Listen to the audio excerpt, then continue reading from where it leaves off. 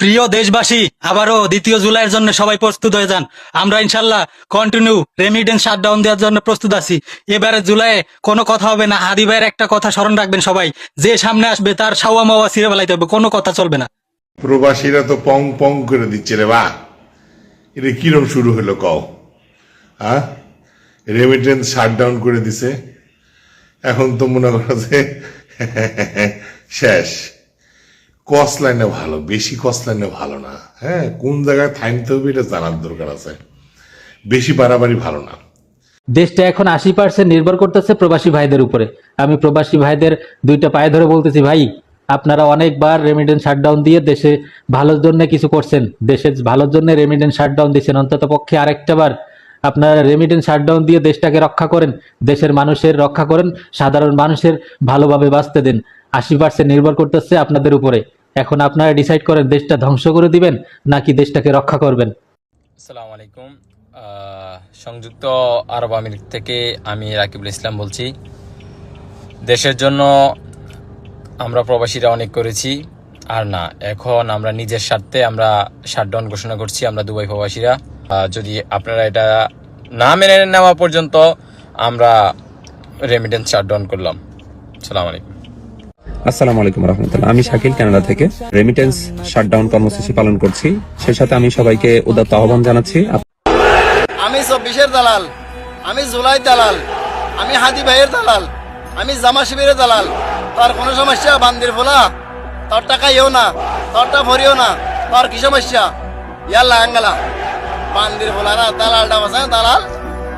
যেখান থেকে এসেছো সেখানে চলে যাও, আর এদেশে যদি বাস করতে চাও তাহলে এদেশের ছাত্র জনতার মনের মূল্য দিতে শিখো, না হয় সংসদে টিকতে পারবে না। দাদা বাবুদের পরামর্শের বাইরে যেতে আপনি জুলাই সনদ করতে পারছেন না, এই কথাটা বলে দেন। দাদা বাবুর কথা রাখবেন, দেশের মানুষ ফেলে দিবে আপনাকে, আর দেশের মানুষের কথা রাখলে দাদা বাবু ফেলে দিবে। এই জায়গায় এখন আছেন কে? সালাউদ্দিন সাহেব। আসসালামু আলাইকুম। অস্ট্রেলিয়া মেলবোর্ন থেকে আমি আরিফ হোসেন। রেমিটেন্স শাটডাউন চলছে এবং চলবে। United state of America Bangla convert করলে 1,20,000 টাকা। কি মনে করছো আমরা রেমিটেন্স হারাম আর আঙ্গুটি খাইকে আঙ্গো ভাইয়া করলে মারবি? এটা হইতো না। আমি একজন প্রবাসী সৌদি আরব থেকে বলতেছি, রেমিটেন্স শাটডাউন চলছে এবং চলবে ইনশাআল্লাহ। আমরা আবারও রাজপথে নামবো, আমরা আবারও রক্ত দিব। হ্যাঁ অবশ্যই, যেহেতু আমরা একবার নামছি আমরা আবারও নামতে পারবো, আমাদের জন্য কোনো ব্যাপারই না, কিন্তু বাস্তবায়ন করতেই হবে। আমি সৌদি আরব থেকে আমার রেমিটেন্স শাটডাউন করলাম। আমাদের রেমিটেন্স শাটডাউন চলছে, চলবে। রেমিটেন্স শাটডাউন চলছে, চলবে। গণতন্ত্রের সৌন্দর্য এটাই, 68% জনগণ যখন আপনার হ্যাঁ ভোটের পক্ষে রায় দিয়েছে, আপনি জনগণের ম্যান্ডেটকে অস্বীকার করে সেটাকে আলোচনায় তুলতে পারেন না। Parliament is not sovereign, people is sovereign. যখন আপনাকে ভোট দেওয়া হয় তখন আপনাকে ওই কাজটা করতে হবে। People is giving you mandate to do the work, do the work. আমরা বাঘের বাচ্চা, ওদের মতো এই তো গাধার বাচ্চা না যে পিছন থেকে আমরা ইয়া করব। জুলাই আন্দোলন সামনে সারিতে বসছি, এই আন্দোলন সামনে সারিতে করবো। তার মারবি ওপেনলি চ্যালেঞ্জ করতে চায়, মার সংসদে যাইতে একবার যাইতে পারি, একটা রক্ত রাখবো না। আসসালামু আলাইকুম ভাই। বিএনপি গণভোট মানছে না, বিষয়টি আপনি কিভাবে দেখছেন? ওয়ালাইকুম সালাম ওয়া রাহমাতুল্লাহি ওয়া বারাকাতুহু। জনগণের রায় যারা মানবে না তারা বাংলাদেশে ক্ষমতায় থাকতে পারবে না, এটাই এই দেশের জনগণের চূড়ান্ত সিদ্ধান্ত। যদি কোনোভাবে গণভোট বাস্তবায়ন না হয়, এরপরে ওই জুলাই সনদ যদি বাস্তবায়ন না হয়, তাহলে কিন্তু ছাত্র শিবির রাস্তায় নামার হুঁশিয়ারি দিছে। আর আরেকটা কথা মনে করাই দিছে, 2024 সালের আন্দোলনে শেখ হাসিনা বলছিল এই আন্দোলন করতেছে সব জামাত আর শিবির। পৃথিবীতে কোনো কিছু ক্ষণস্থায়ী না।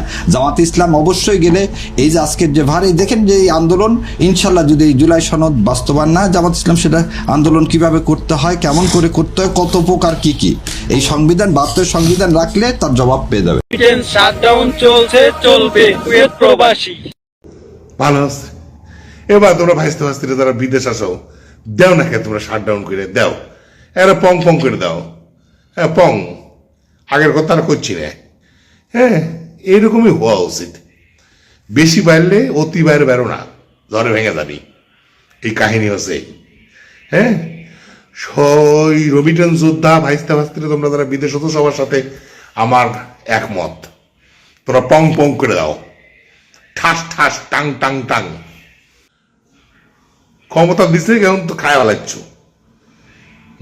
ভালো ভাইস্তে আসতে তোমরা পং পং করো, করে দাও শাটডাউন।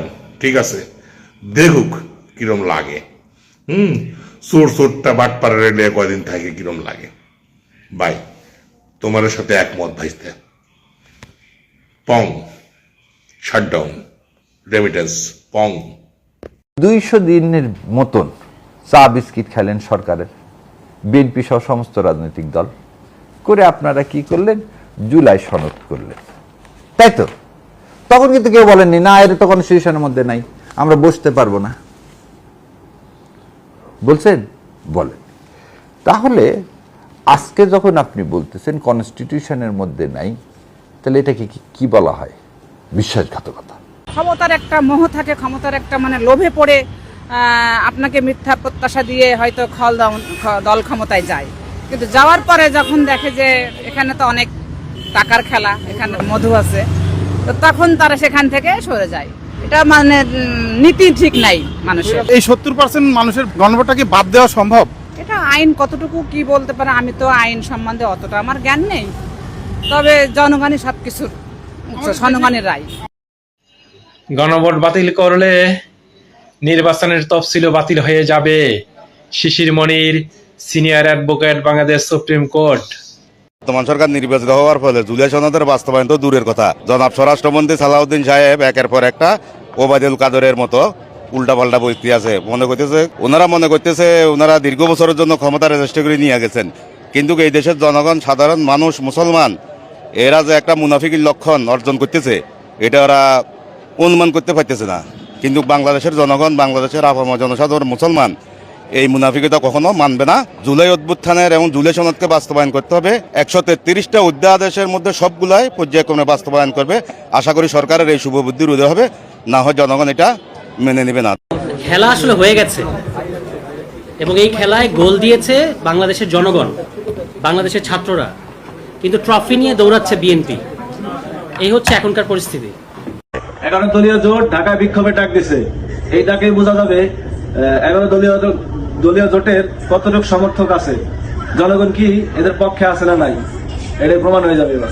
প্রধানমন্ত্রী আসলে সালাউদ্দিন আহমেদ, আপনি আইনমন্ত্রী আসলে আমাদের অন্য কেউ না, আইনমন্ত্রীও সালাউদ্দিন আহমেদ।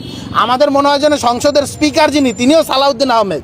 বিএনপি কি একক সালাউদ্দিন আহমেদের পকেটে চলে গেল কিনা, এই প্রশ্নটা আপনি নিজে করেন। যদি এটাই হয় তাহলে আপনার নিজের দলও সংখ্যায় রয়েছে, বাংলাদেশের গভর্নমেন্টের সংখ্যায় রয়েছে, এবং সর্বোপরি বাংলাদেশের সংখ্যায় রয়েছে। হলো গিয়ে জুলাই সনদ বাস্তবায়ন হচ্ছে না। আমাদের যে ট্রাইব্যুনাল আপনারা দেখতে পেয়েছেন, নতুন ট্রাইব্যুনালে যারা আসছেন তাদের অবস্থা মানে যা তা। আমরা এই জিনিসটা ট্রাইব্যুনালের সামনেই কথা বলবো, সেটা নিয়ে আজকের কথা না বলি, কথা না বাড়াই।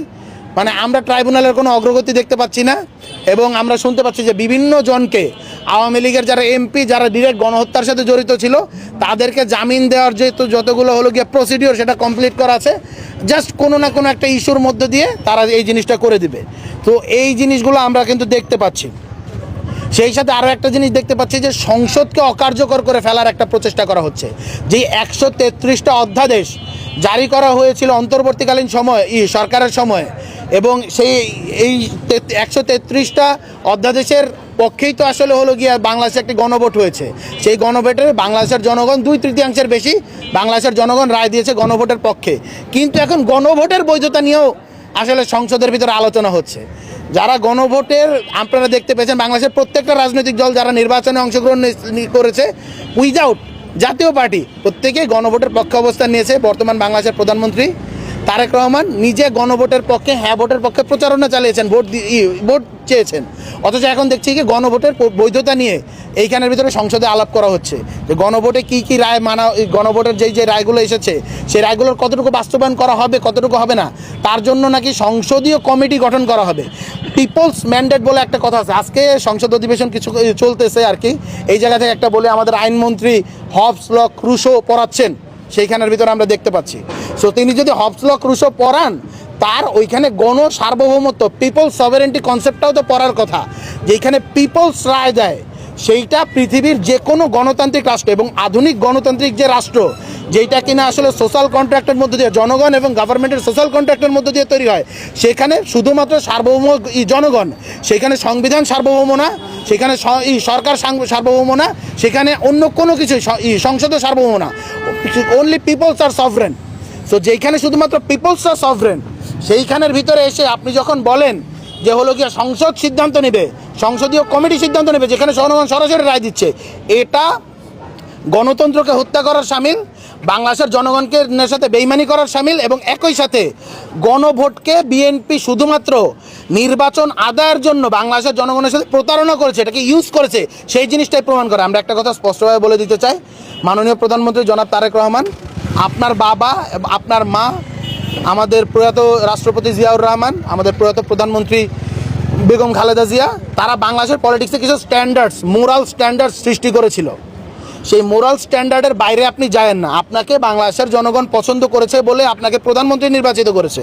এখন আমরা যখন সংসদ দেখতে পাই বা যখন বিরোধী দলের কর্মকাণ্ড দেখতে পাই, তখন মনে হয় আপনি আসলে প্রধানমন্ত্রী না, প্রধানমন্ত্রী আসলে সালাউদ্দিন আহমেদ, আপনি আইনমন্ত্রী আসলে আমাদের অন্য কেউ না, আইনমন্ত্রীও সালাউদ্দিন আহমেদ। আমাদের মনে হয় যেন সংসদের স্পিকার যিনি, তিনিও সালাউদ্দিন আহমেদ। বিএনপি কি একক সালাউদ্দিন আহমেদের পকেটে চলে গেল কিনা, এই প্রশ্নটা আপনি নিজে করেন। যদি এটাই হয়, তাহলে আপনার নিজের দলও সংখ্যায় রয়েছে, বাংলাদেশের গভর্নমেন্টের সংখ্যায় রয়েছে, এবং সর্বোপরি বাংলাদেশের সংখ্যায় রয়েছে। আমরা পাওয়ার অফ ব্যালেন্স দেখতে চাই, আমরা ব্যালেন্স অফ পাওয়ার দেখতে চাই সংসদে। সরকার দল, বিরোধী দল, আপনি আজকে দেখতে পেয়েছেন যে বিরোধী দলীয় চিফ হুইপ নাহিদ ইসলাম যখন কথা বলছিল, তখন তিনি যখন হলো গিয়ে রাষ্ট্রপতির আদেশের কথা বলছিল যে এই গণভোটের ভিত্তি, তখনই সংসদে চিল্লাপাল্লা শুরু করে দেওয়া হয়েছে। মানে বিরোধী দলের চিফ হুইপকেও এখানে কথা বলতে দেওয়া হচ্ছে না। এই ব্যাপারটা দেখা মানে একটা জিনিসই বোঝায় যে সংসদের মধ্যেও বাংলাদেশে গণতান্ত্রিক যে চর্চাটা, সেই চর্চাটাকে ব্যাহত করার একটা প্রচেষ্টা চালানো হয়েছে।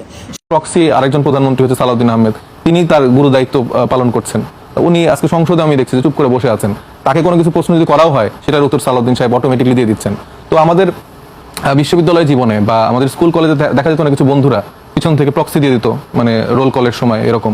সালাউদ্দিন আহমেদ হচ্ছে যে একাধারে মাননীয় স্পিকার, তারপরে চিফ হুইপ, সরকার দলীয় প্রধান, বিরোধী দলীয় প্রধান, বিরোধী দলীয় চিফ হুইপ, সবার দায়িত্ব একা বহন করে তিনি নিজের মতো করে সংসদটাকে চালাতে চাচ্ছে। এখন সত্যি কথা বললে বলবো যে সরকার মাত্র ক্ষমতায় আসছে, এখন উল্টা পাল্টা বলতেছি। আপনার স্বরাষ্ট্রমন্ত্রীর দেয় হলো আইনগত ব্যাখ্যা, তাহলে আইনমন্ত্রী এটা কি করতে রাখছে ওখানে? এই যে আইনগত যত ব্যাখ্যা আছে, জুলাই সনদ মনদ যা কিছু আলোচনা হচ্ছে, আইনমন্ত্রী কিন্তু কিচ্ছু বলে না। তার মানে উনি আইনমন্ত্রী যোগ্য না, অনেক ডেপুটি বানিয়ে দেন, অথবা আবার পাঠাই দেন সে অ্যাটর্নি জেনারেল দেন। ওনারা আপনি কেন রাখছেন না ভাই? যদি ব্যাখ্যা স্বরাষ্ট্রমন্ত্রীকে দিতে হয়, তাহলে স্বরাষ্ট্রমন্ত্রী করে পাঠান। ওরা রাখছেন না কেন? আবার তেলের দাম বাড়বে কিনা বলে মির্জা ফখরুল, কেন ভাই? উনি বলুক, ওই যে একজন বলছে না রেশনিং করলাম, পরে গেছে না কোনো সমস্যা নাই, কোনো সমস্যা নাই, উনি যাকটা ওনার গাড়ি নিয়ে ফ্ল্যাট ছাড়া তেল পাই কিনা দেখি, ফালতু আলাপ সব।